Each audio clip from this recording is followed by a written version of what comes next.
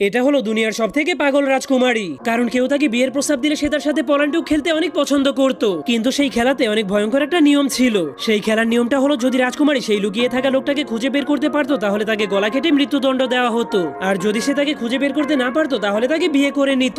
কিন্তু সমস্যা হলো, সেই রাজকুমারী প্রতিবারই খেলাতে জিতে যেত, কারণ তার কাছে একটা জাদুময় আয়না ছিল।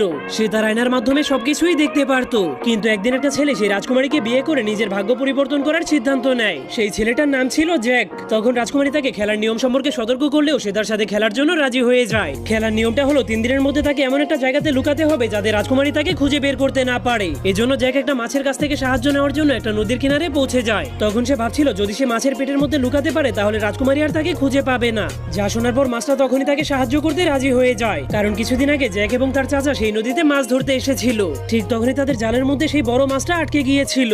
এজন্য তার চাচা সেই মাছটাকে মেরে পানির উপরে আনার জন্য কুড়াল আনতে চলে